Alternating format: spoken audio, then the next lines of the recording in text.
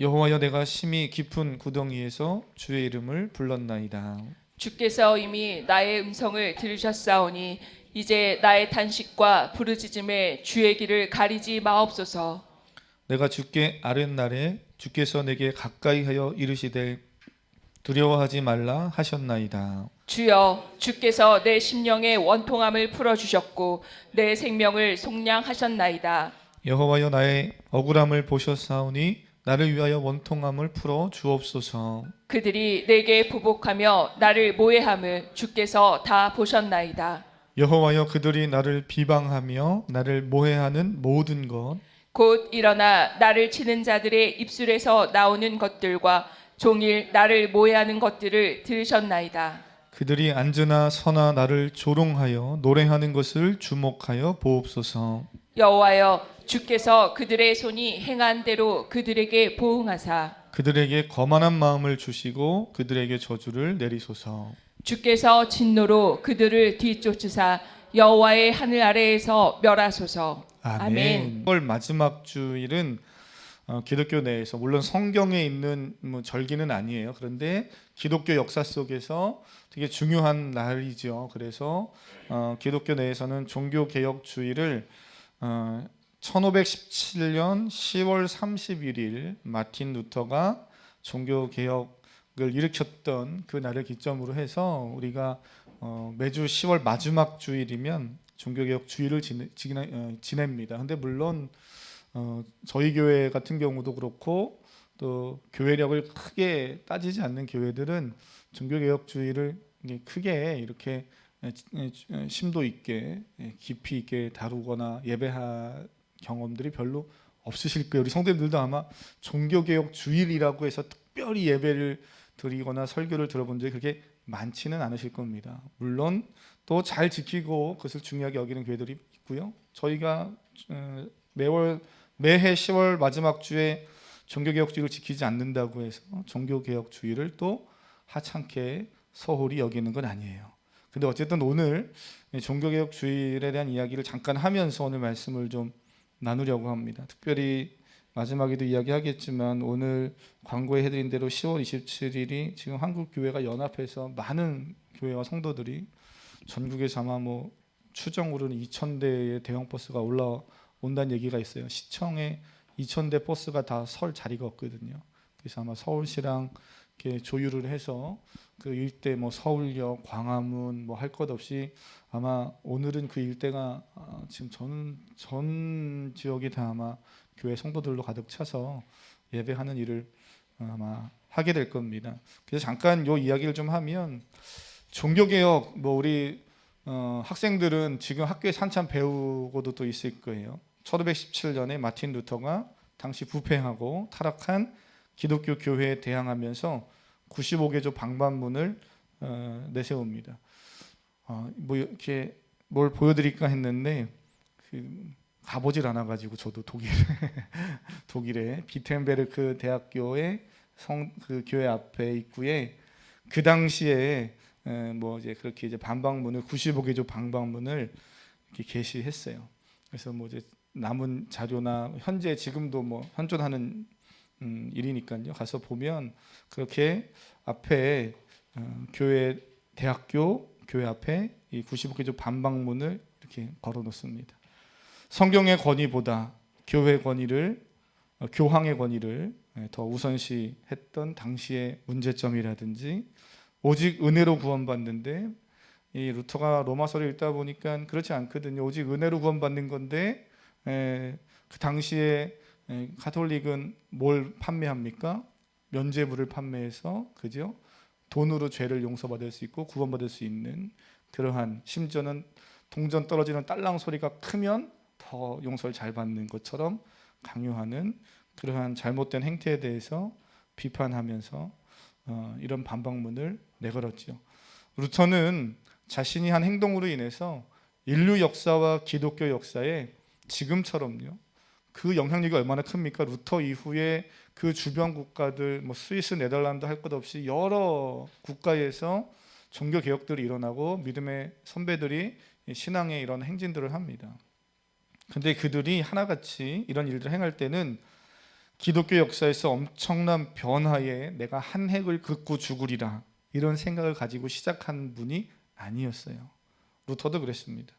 자신이 성경을 읽고 깨달은 말씀의 내용이 당시 교황과 카톨릭의 가르침과는 너무 달랐기 때문에 자신의 신앙의 고백을 드러내고 바르게 이야기하고 싶었던 거죠. 당시에는 사제들만 성경을 독점해서 읽었던 것을 모두가 읽을 수 있게 해야 된다고 생각했고, 그러다 보니까 성경이 왜곡되지 않는지를 분별할 수 없는 안타까운 현실에서 루터는 성경의 내용을 바르게 이야기하고 싶었습니다. 하나님은 믿음으로 말하고 행동하는 사람들을 통해서 지금도 역사를 움직이시는 것을 봅니다. 때론 여러 사람들이 한 마음이 되어서 거대한 물결이 돼서 어떤 일들을 이뤄가기도 하고, 때론 한 사람의 믿음의 고백과 개인의 믿음의 도전이 큰 변화의 어떤 문을 여는 그런 시점이 되기도 하죠. 저는 오늘 예배하는 성도님, 이 땅을 살아가면서 믿음의 고백을 가지고 살고 믿음을 잘 살아내서 여러분을 통해서 가정에도 놀라운 변화가 일어나고요, 우리 교회 안에도 부흥과 새로운 변화의 물결이 일어나는 귀한 중심에 서 계시기를 주님의 이름으로 축복합니다. 하나님이 하셔야 되는 일이지만 그 하나님이 하셔야 하는 그 일에 하나님은 믿음의 사람들, 믿음으로 결단하고 도전하는 사람들을 사용하셔서 함께 하시기를 원하신다는 거예요. 광고도 그렇게 했겠다. 목사님 오늘 그래서 결국에는 광화문으로 나가라고 하는 얘기인가, 이렇게 오해하시면 안 돼요. 전혀 상관없는 얘기고, 오늘 사실은 우리가 그 예레미야를 지금 묵상하고 있는데요. 그 예레미야 애가를 묵상하고 있는데 그 앞전에 열왕기 하를 함께 묵상했잖아요. 그리고 지난주에는 요시야 왕에 대한 이야기를 열왕기하 22장에서 말씀을 읽어라, 그리고 뭐라고 그랬습니까? 하나님께 물어라, 그리고 묻고 깨달은 것을 가지고 행하라 하는 것에 대해서 우리가 살펴봤어요. 그리고 사실은 23장의 종교개혁을 요시야가 행합니다. 그래서 그 요시야가 행한 종교개혁의 그 말씀을 함께 나누려고 사실은 준비해 둔 말씀이 있는데, 그 예레미야 애가 3장을 묵상하면서 오늘 셀리더 분들과 함께 또 나눔을 한 내용이 예레미야 3장의 이 내용을 또 함께 제가 목요일날 나누면서 말씀의 본문을 예레미야 3장으로 바꿨어요. 그러나 어쨌든 종교개혁과 관련된 내용들, 또 우리 신앙의 믿음의 고백들을, 행동들을 들으시는 그 하나님 앞에 우리가 어떠한 모습으로 또 오늘 서 있어야 될 것인가, 이 시대를 어떻게 살아가야 될 것인가 함께 좀 살펴보는 시간이 되기를 원합니다. 예레미야 애가 3장을 읽었고요. 애가는 5장으로 총 되어져 있는 짧은 책입니다. 물론 성경에 한 장짜리 책도 있어요. 66권 중에 그 한 장 읽으면 66권 중에 한 권 읽은 겁니다. 그러니까 그것부터 읽으면 금방 읽겠죠. 그래서 짧은 책도 있지만 5장으로 되어져 있는 이 짧은 예레미야 애가는 제목에서 느껴지듯이 슬픔의 노래입니다. 슬픔을 노래하는 것이 주된 내용이에요. 최근에 열왕기하 묵상을 마치고 마지막 장면 기억나십니까? 어떤 모습들이 있었나요? 북이스라엘은 이미 아수르에 의해서 다 멸망했습니다. 그리고 남유다만 남아서 역사가 흘러가다가 어디에게 또 이렇게 포로로 끌려갑니까? 바벨론 민족에, 그렇죠? 포로로 끌려가요.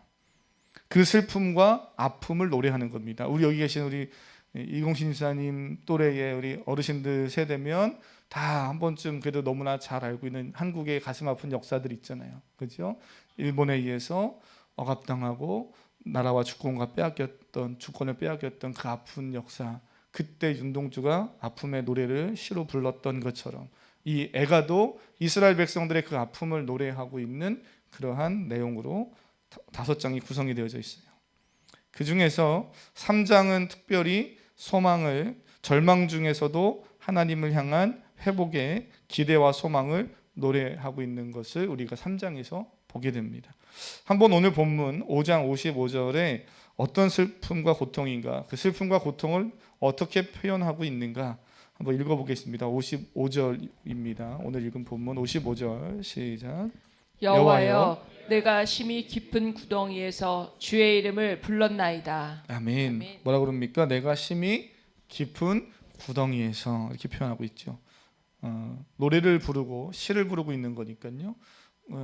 되게 막 힘들고 고통스럽고 절망 가운데 있는 것을 심히 깊은 구덩이에 내가 빠져 있다 이렇게 말합니다.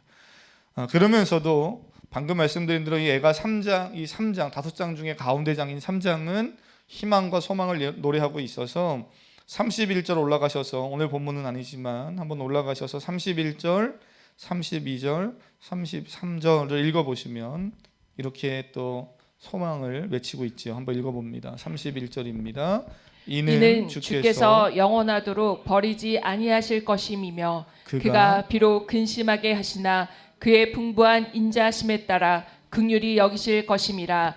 주께서 인생으로 고생하게 하시며 근심하게 하심은 본심이 아니시로다. 아멘. 아멘. 이 31장에 이는 이렇게 시작이 되고 있고 33장은 이는이라는 표현은 없지만 둘 다 똑같이 이는이라는 표현이 있는 그런 문장입니다. 다시 말하면 because, 영어로 말하면 그런 거, 그렇기 때문에라는 이런 접속사가 들어 있는 거예요.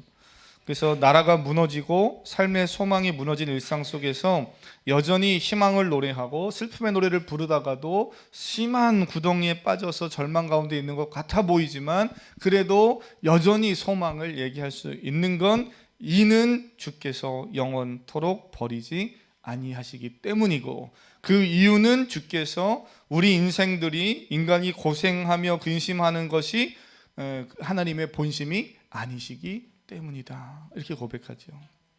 하나님은 우리를 고통 가운데 내버려 두시는 하나님이 아닙니다.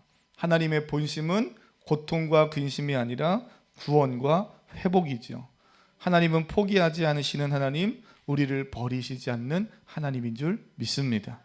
누군가는 건강의 문제 때문에 인생의 깊은 구덩이에 빠져 있기도 합니다. 갑작스러운 사고로 또는 건강의 이상으로 또는 물질 문제로 인생의 앞에 보이지 않는 막막한 현실과 두려움 속에서 청년들은 어떻게 결혼할까, 어떻게 가정을 꾸릴까, 또 자녀를 낳으면 내가 어떻게 살아갈까, 또 내가 자녀를 낳으면 나의 경력은 단절돼서 앞으로 어떻게 또 다시 돈을 벌어서 회복할까, 뭐 여러 가지 인생의 고민들이 있잖아요. 인생의 각자의 깊은 구덩이가 다 있습니다. 여러분의 인생에 있어서 인생의 깊은 구덩이는 무엇입니까? 그 깊은 구덩이를 지날 때 하나님의 본심, 하나님의 마음을 알면, 그리고 그 주님을 바라볼 줄 아는 믿음이 있다면, 주님께 기도할 수 있는 믿음이 있다면 우리는 그 구덩이를 잘 넘어가는 거죠. 그래서 오늘 이 시간 옆 사람에게 한번 이렇게 축복하면 좋겠습니다. 좌우 앞에 있는 분들을 보면서 하나님의 본심은 회복과 소망입니다. 한번 고백하겠습니다. 시작. 하나님의 본심은, 그렇죠? 하나님의 본심은 회복과 소망이에요. 그 주의 이름을 부르는 여러분 되기를 축복합니다. 56절을 오늘 본문에 이어보니까 재미난 표현이 나와요.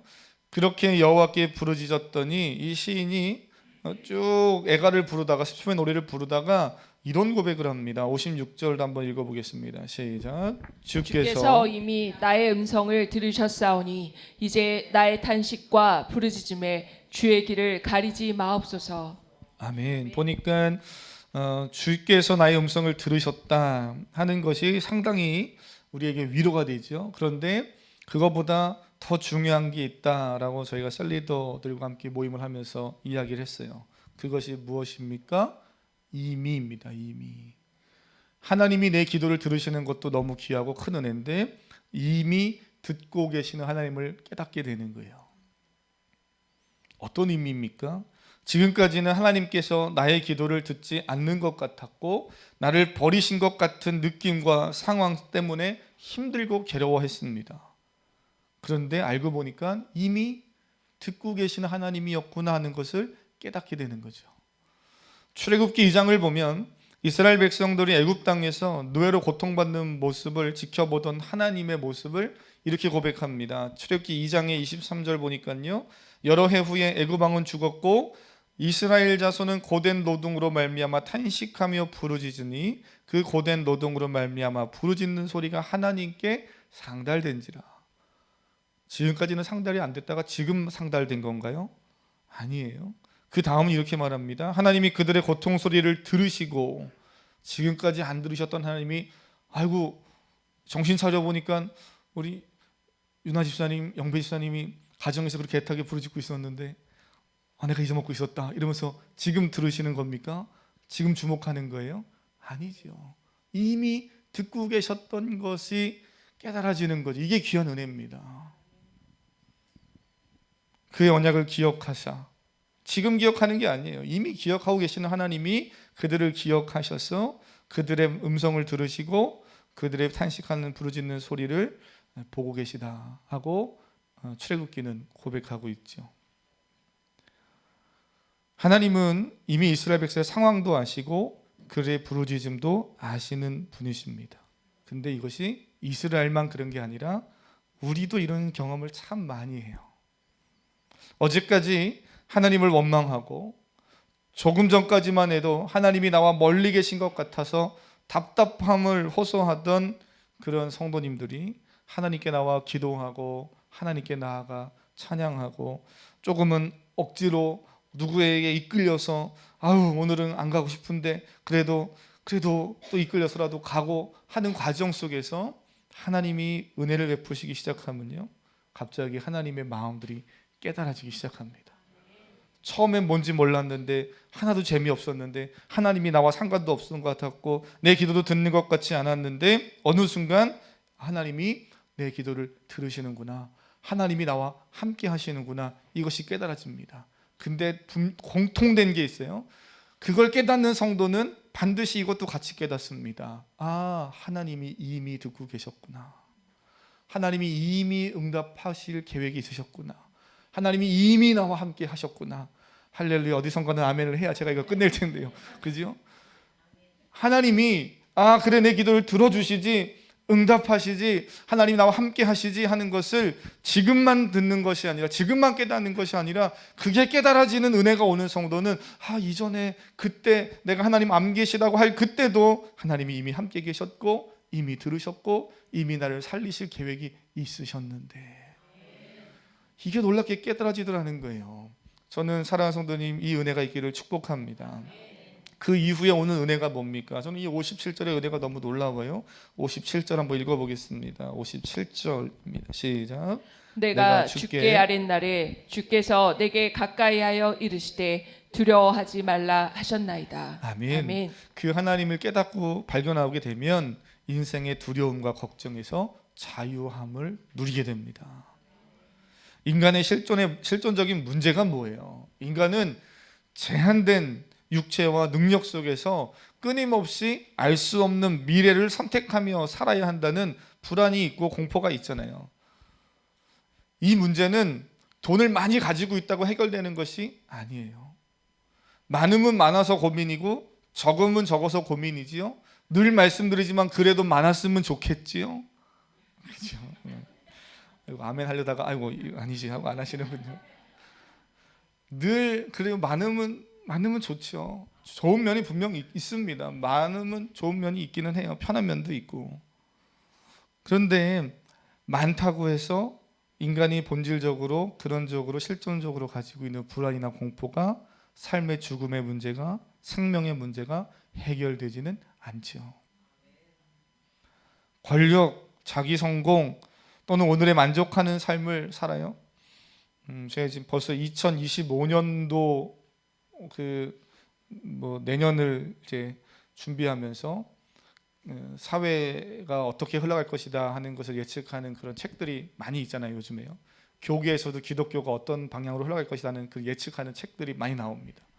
그래서 항상 이 시즌쯤 되면, 시기쯤 되면 서점에 그게 늘 항상 이렇게 베스트셀러 첫 번째 막 올라와 있어요. 과거에 작년까지만 해도요, 코로나 때 재작년, 작년까지만 해도 소확행이 유행했어요. 소확행 아시죠? 거창한 건 내가 못 누려도 소소한 내가 원하는 것을 누리며 살겠다. 근데 25년도에 아마 지금 나오는 내용을 보면 거기에는 이제 소확행도 이젠 안 돼. 이 시대가, 우리 청년들이나 다음 세대가 소확행도 누리기 너무 힘든 시대가 돼서, 소확행, 남들은 저기 어디 유럽 가고 그리스 가는데 나는 제주도도 한번 가면 좋겠다, 가까운 속초라도 한번 가서 소확행을 즐기면 좋겠다, 이렇게 생각하는 소확행이 즐거움이었는데 이제는 그것도 안 되는 시대가 돼서요. 2025년도는 소확행이 아니라 그냥 일상을 그냥 일상에 그냥 이것을 내가 만족하며 사는 그 무슨 단어를 만들었더라고요.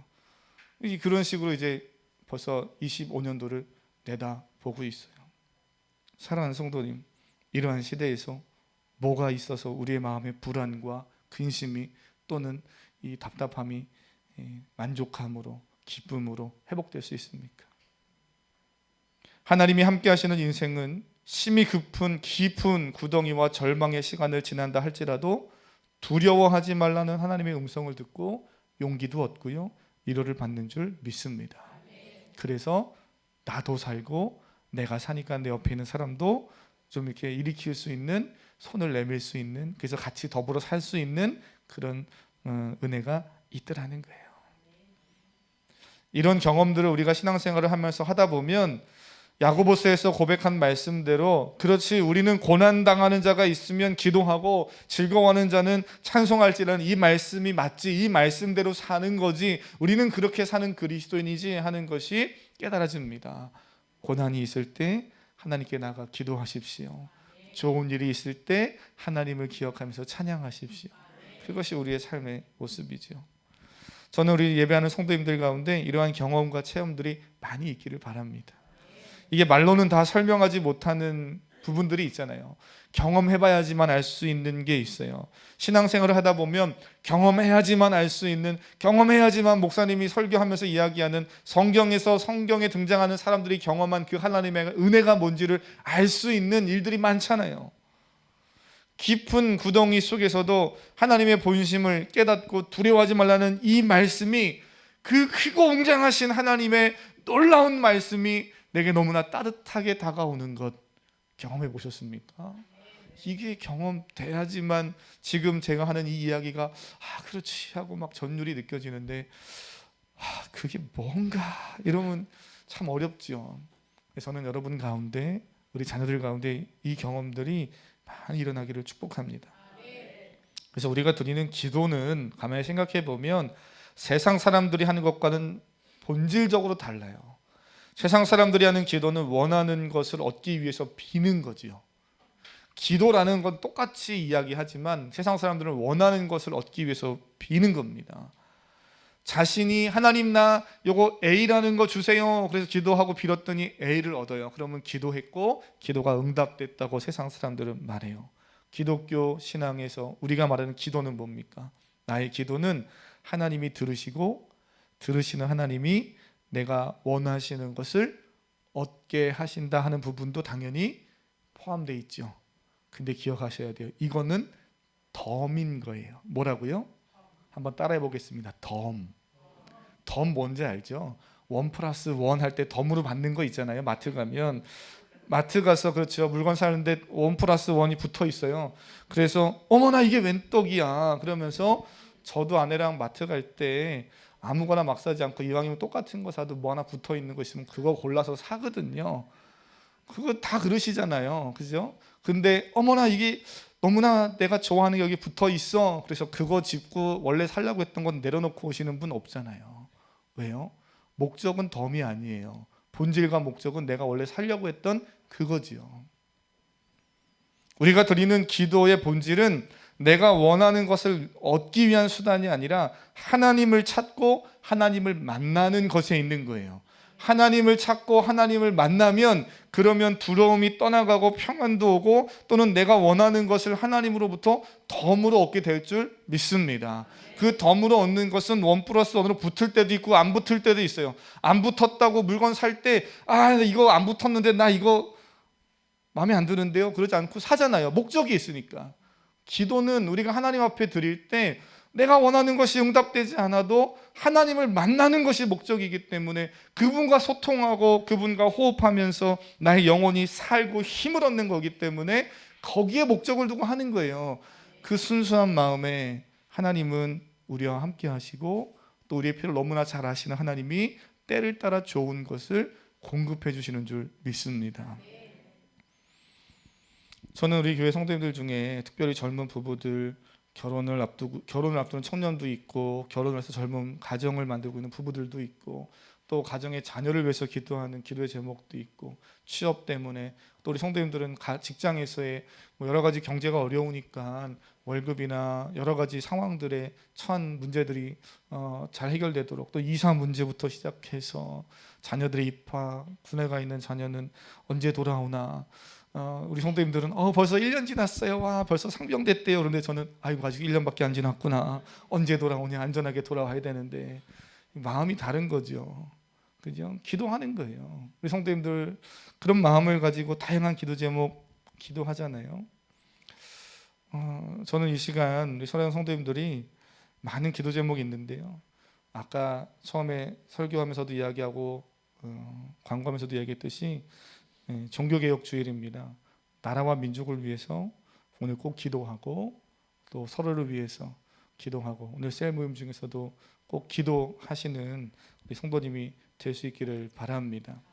종교개혁이 누가 한 말처럼 어느 시점에서 한번 일어나고 끝날 일이 아니라, 사실 종교개혁은 지금도 계속 개혁되어야 한다. 저는 이 말에 공감해요.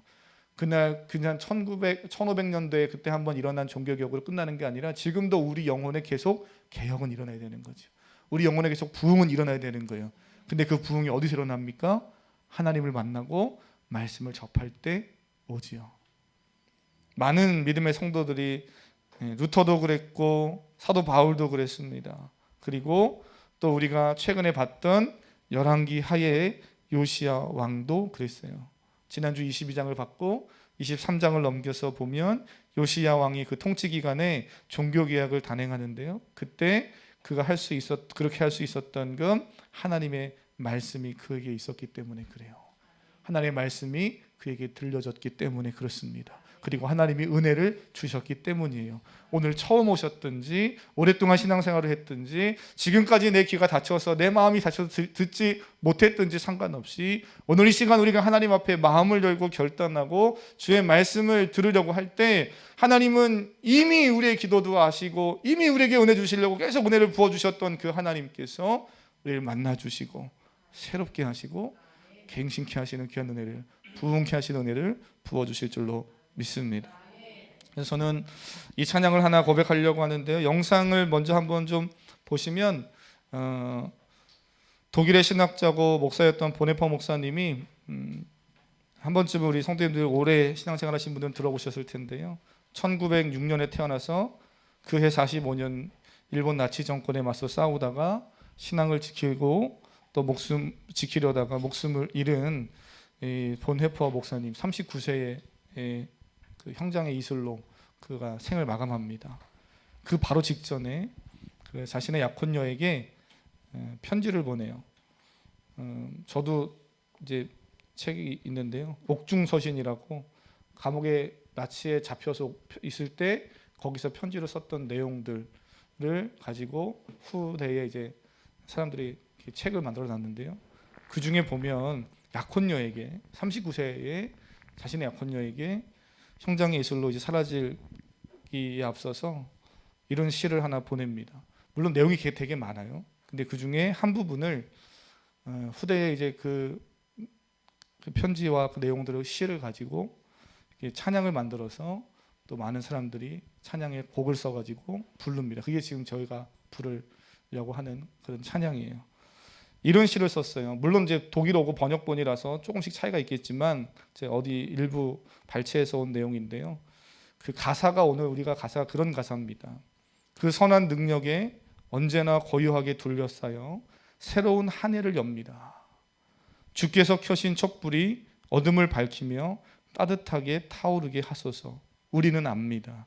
주의 빛이 우리의 어두운 밤을 비추고 있음을. 그의 상황은 캄캄한 터널입니다. 나치의 정권 속에 이제 죽을 겁니다. 그런데 그 내용 짧게 한번 보고 그리고 우리 한번 찬양하도록 하며 고백하겠습니다.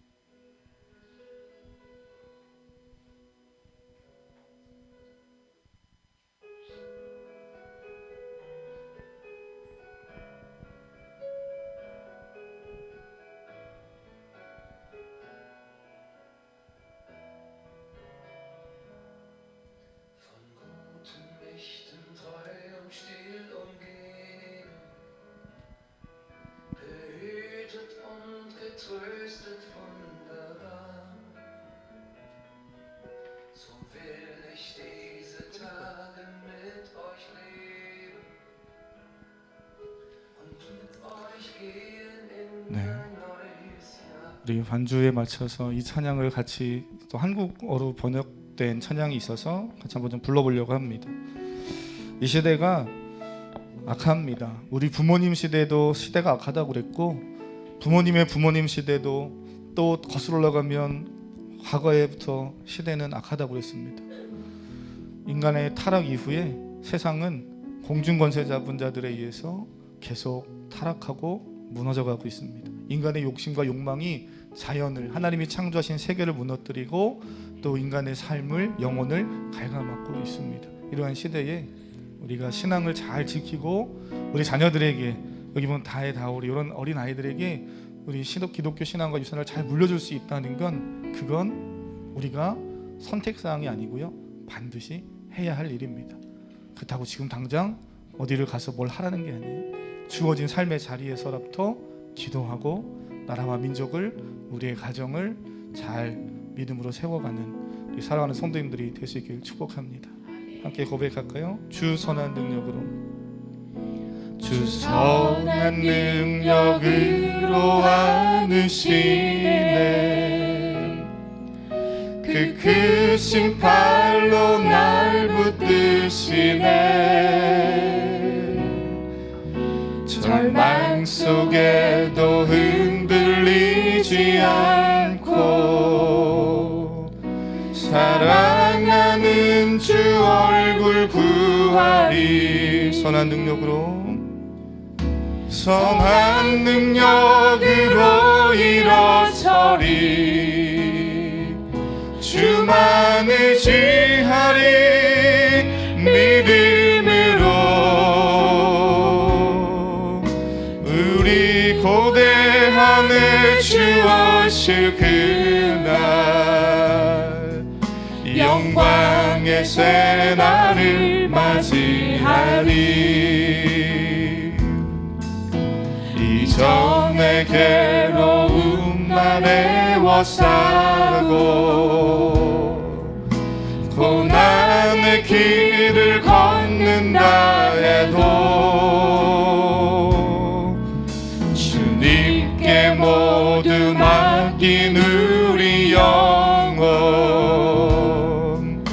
끝내 승리의 날을 맞으리. 할렐루야. 선한 능력으로, 선한 능력으로 일어서리, 주만 의지하리 믿음으로, 우리 고대함을 주오실 그날 영광의 새날을, 영광의 새날을 맞이하리. 주님이 마신 고난의 승잔을 우리도 감사하며 받으리. 주님의 남은 고난 채워가며 예수와 복음 위에 주님이 마신 고난의 승잔을, 주님이 마신 고난의 승잔을 우리도 감사하며 받으리.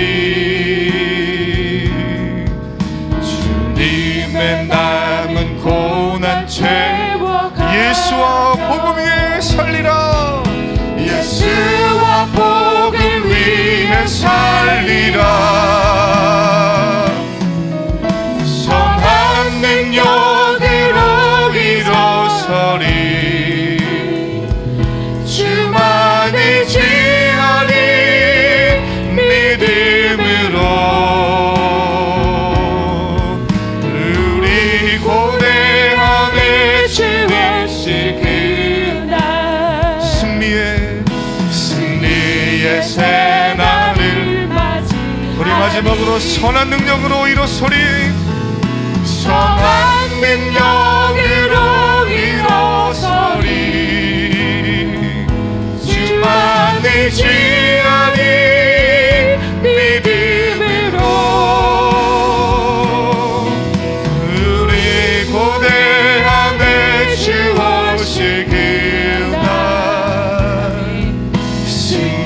승리의 새날 한번더 믿음으로 선한 능력으로 일어서리 선한 능력으로 일어서리 승리를 취하리 믿음으로 우리 고대함에 주어진 그날 승리의 새날을 우리 주 한번 부리고 말씀 기억하며 우리 나라와 민족과 우리의 가정과 우리의 자녀들 하나님 또한 복음을 위해 쓰고 하는 모든 하나님의 사람들과 사역자들 그들의 가정과 직장과 사업장 가운데 학업 가운데 하나님 함께 하시옵소서. 우리 주여 한번 부리고 기도합니다. 주여